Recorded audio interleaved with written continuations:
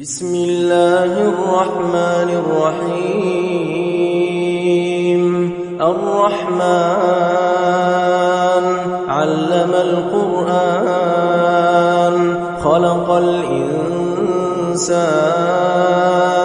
علمه البيان الشمس والقمر بحسبان والنجم والشجر يسجدان والسماء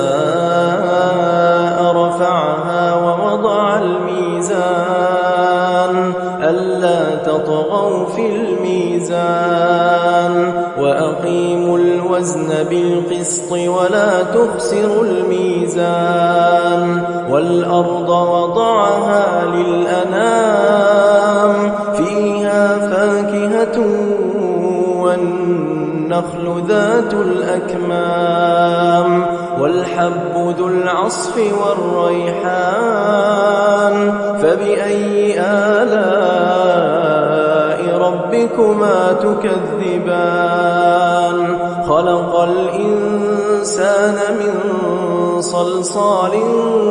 كالفخار وخلق الجان من مارج من نار فبأي آلاء ربكما تكذبان رب المشرقين ورب المغربين فبأي آلاء ربكما تكذبان مرج البحرين يلتقيان بينهما برزخ لا يبغيان فبأي آلاء ربكما تكذبان يخرج منهما اللؤلؤ والمرجان فبأي آلاء ربكما تكذبان وله الجوار المنشآت في البحر كالأعلام فبأي آلاء ربكما تكذبان كل من عليها فان ويبقى وجه ربك ذو الجلال والإكرام فبأي آلاء ربكما تكذبان يسأله من في السماوات والأرض كل يوم هو في شأن فبأي آلاء ربكما تكذبان سنفرغ لكم أيها الثقلان فبأي آلاء ربكما تكذبان يا معشر الجن والإنس إن استطعتم أن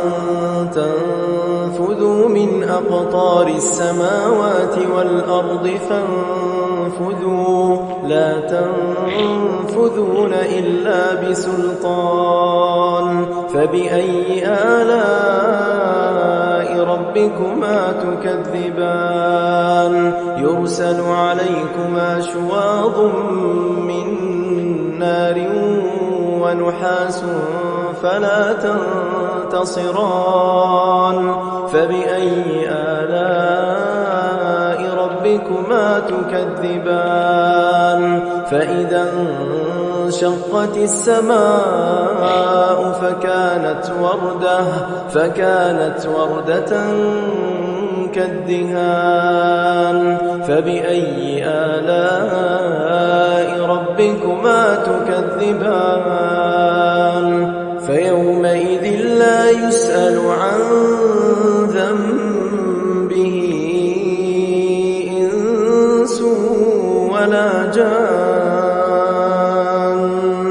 فبأي آلاء ربكما تكذبان يعرف المجرمون بسيماهم فيؤخذ بالنواصي والأقدام فبأي آلاء تكذبان هذه جهنم التي يكذب بها المجرمون